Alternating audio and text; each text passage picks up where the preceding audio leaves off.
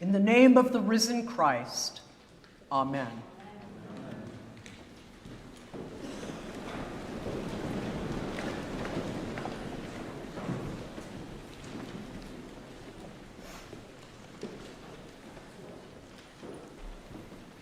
Most scholars believe that the writer of Ephesians, be it the Apostle Paul or a disciple of Paul, wrote that letter from prison. Chapter 4, verse 1 says this: I, therefore, the prisoner in the Lord, beg you to lead a life worthy of the calling to which you have been called. So on this wonderfully celebrative day of confirmation, reception, and all of us renewing our baptismal vows, I invite you to consider with me the concept of vocation. Vocation is a word which, until relatively recently, was exclusively applied to those persons called to ordained or monastic ministries. Thankfully, it has come to be applied to all of us who are Christians, all of us who are human beings, who are trying to lead a life worthy of the calling to which we have been called, as the writer of Ephesians puts it. The writer of Ephesians makes it sound easy. The qualities of the Christian life are humility, gentleness, patience, loving forbearance. It is also the case that God, the one God, through Christ, gives each person different gifts to exercise different functions within the church and beyond. He specifically lists apostles, prophets, evangelists, pastors, and teachers. Even if these jobs do not exactly name modern-day careers, we certainly get the idea that there ought to be some definiteness to our vocation, something that we can give a name to, so that we can say when asked what we do, I'm a doctor, or I'm a teacher, or I'm a high-tech engineer. But there seem to be quite a few people on this earth who never get to that kind of specificity. And many of these people are worried about that. I don't really know what it is God is calling me to do, they say. I just need to figure out what God is calling me to do, and then I'll do it. There's a wonderful children's story entitled Alberic the Wise by Norton Juster. It's a story about wisdom, but it's a story that says something about vocation, too. The story goes like this. Alberic was a young man who knew nothing of the world other than the little village in which he lived. One day, a stranger came to town, an old man with a large sack on his back. Out of curiosity, Alberic began a conversation with this traveler who told Alberic tales of faraway places full of wonder and mystery.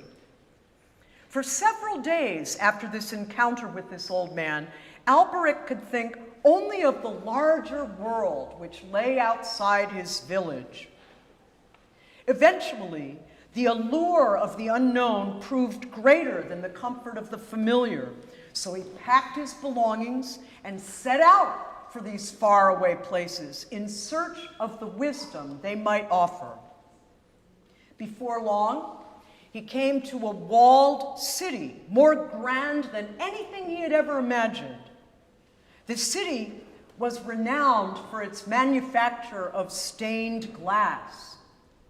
Satisfying himself that beauty was the true aim of wisdom, Alberic became an apprentice to an old craftsman for whom he worked for 2 years, doing everything he was asked to do and learning all he could about the art of stained glass making.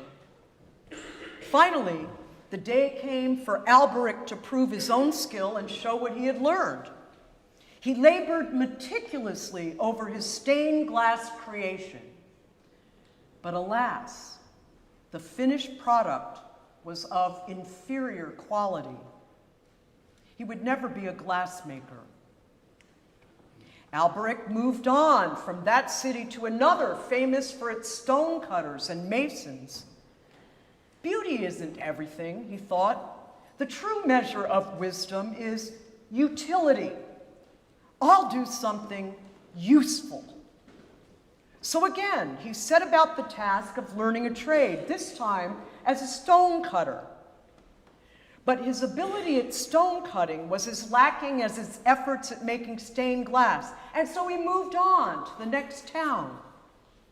Usefulness isn't everything, he decided. Innovation is surely the measure of wisdom. I'll do something original. And soon he arrived at a village where the goldsmiths crafted objects of unsurpassed beauty and elegance. But for Alberic, this third attempt only produced a third failure. And so it went, city after city, try after try, year after year. Still, wisdom and skill eluded Alberic. Now old and alone, Alberic reached the capital city where he stopped to rest with his accumulation of objects and memories. Intrigued by his strangeness, some of the youngsters of the town came up to him and inquired of him where he had been and what he had seen. Alberic began to relate to them the stories of his pilgrimage. Each day brought more and more people to hear his tales of faraway places and to marvel at his knowledge. Even the king came to listen and seek advice. So impressed was the king that he moved Alberic into a castle and gave him the title of Alberic the Wise. After the novelty and newness of his recently acquired fame began to fade, Alberic began to experience self-doubt. No matter what anyone else said or thought, Alberic knew he was not wise. However, the more he tried to disown his reputation for wisdom, the wiser he was thought to be by the townspeople. Alberic grew more and more sad and less at ease with himself. Finally, to the utter astonishment of everyone, Alberic packed up his belongings, gave up his palace, his wealth, his servants, and his exalted position, and headed out on a journey for an unknown destination. Alberic had discovered the one thing that for him was true wisdom. It is much better, he said, to look for what I may never find than to find what I do not really want. Alberic discovered that wisdom, unlike knowledge, is not a state of being or a destination at which one finally arrives. Wisdom, like faith, is bread for the journey, a companion for our pilgrimage through life. And vocation, our call, is the journey itself. In reality, vocation isn't something we figure out and do. Vocation is the becoming part of life. And we're always becoming. Whenever I say I am a Christian, I hear a little voice in my head always wanting to qualify that statement. What I really want to say is that I am becoming a Christian.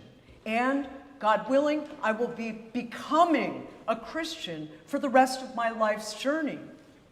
Are we ever there? Short of the reign of God coming on earth or our return to God in heaven, I think not. That's the journey. That's the pilgrimage. That's our vocation. I, therefore, the prisoner in the Lord, beg you to lead a life worthy of the calling to which you have been called. The Greek word that gets translated to lead, as in to lead a life, is more accurately translated to walk, as in to walk a life, or really to walk the calling which you have been called to. The prophet Micah puts it this way: He has told you, O mortal, what is good. And what does the Lord require of you? But to do justice, and to love kindness, and to walk humbly with your God. That is every Christian's vocation: to do justice, to love kindness, and to walk humbly with God. In fact, just about the only qualification to this matter of Christian vocation is that no matter what one's individual vocation is, no matter what your particular gifts are, you can't stay in the same place. If you're going to walk with God, you've got to walk. You've got to move. So, my friends, the good news in all of this is that God is with us. God walks with us as we walk. With respect to our vocation, we don't have to get there, wherever there is. We don't have to figure it totally out or do anything in particular. What we need to do is accept the gifts God has given to each one of us. We need to be willing to walk with God, and we need to understand that the journey itself is what life with God is all about. In the name of that God, amen. Amen.